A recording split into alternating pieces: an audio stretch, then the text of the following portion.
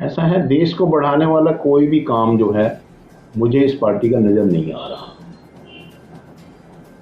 चाहे वो किसान आंदोलन हो जिसको इनको वापस लेना पड़ा, अग्निवीर की भी जो कार्यशैली है इनकी, वो भी इनकी लोगों को पसंद नहीं है, मुझे भी पसंद नहीं है।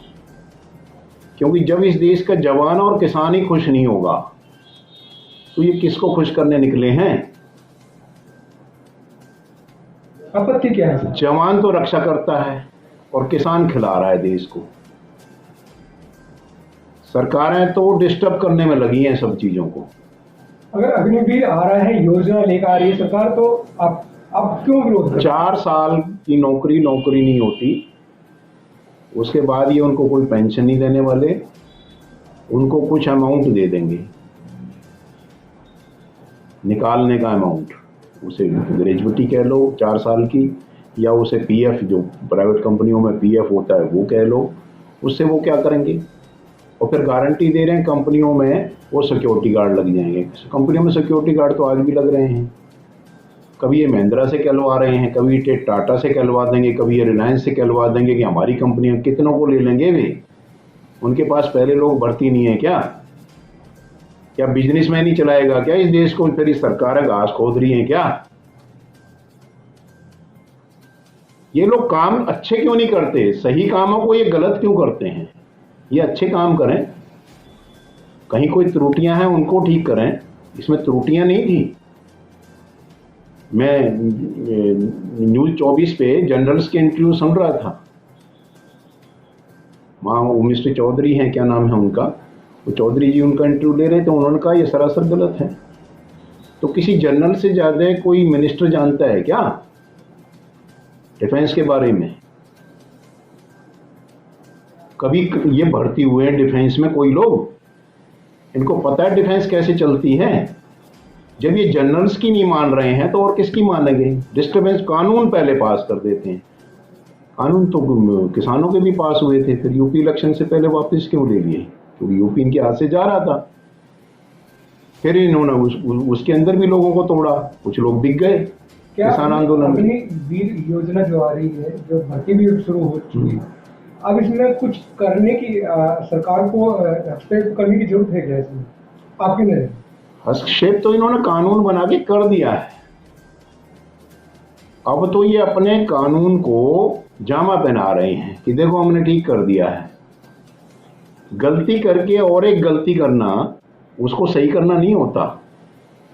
आप अपनी गलती को बढ़ावा दे रहे हो, उससे और कई गलतियां जन्म लेंगी। ये सरकार सच क्यों नहीं बोलती? ये झूठ के बेस पे सरकार क्यों चल रही है? हर जगह झूठ क्यों बोलता है प्राइम मिनिस्टर? होम मिनिस्टर झूठ क्यों बोलता है? फाइनेंस मिनिस्टर से झूठ क्यों बुलवाया जाता है? रक्षा मंत्री से झूठ क्यों बुलवाया जाता है? अब क्या 38,000 स्क्वायर किलोमीटर कभी 61 की टाइम में जब वार हुई थी तो हम हारे थे चाइना से, तो उन्होंने कैप्चर कर ली थी। और अब आज के दिन 45,000 किलोमीटर, 38 में 7,000 और जुड़ गए, 7,000 स्क्वायर किलोमीटर जगह हमारी चाइना ने अब और दबाई है, डोकलाम से लेके और इधर उत्तरांचल तक और अपने यहाँ पे लद्दाख के अंदर। तो वो जगह कहाँ चली गई? और हमारे प्राइम मिनिस्टर साहब बोलते हैं 1 इंच जगह नहीं गई, जबकि दावे के साथ जब डिफेंस मिनिस्टर का इंटरव्यू होता है तो राजनाथ जी बोलते हैं हाँ 45,000 उनके पास है। वो कैसे हो गई? झूठ बोल दो। जाट रेजिमेंट को जहां बाद में अपॉइंट किया गया वहां पहले क्यों नहीं अपॉइंट किया गया? कभी तो ये उनको 26 जनवरी पे उनकी झांकी को रोकते हैं। इनको क्या तकलीफ है जाटों से? उनकी झांकी निकल जाती तो इनको क्या तकलीफ थी? वो देश के लिए मरना जानते हैं। बिहार रेजिमेंट से नहीं रुके वो, उन्होंने जगह कैप्चर की। बाद में फिर उनको भेजना पड़ा, जब जाके वो रुके हैं। सरकार से अपनी जमीन भी वापस नहीं ली गई, तो सरकार क्या कर रही है? कहने को ये हिंदूवादी हैं, चाइना से डरते हैं, घबराते हैं।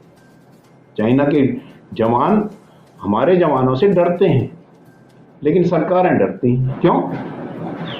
जब आपके जवान नहीं डर रहा तो आप क्यों डर रहे हो? तो इन्होंने सरकारों डिफेंस का भी मनोबल तोड़ा है, हमारे जवानों का भी मनोबल तोड़ा है।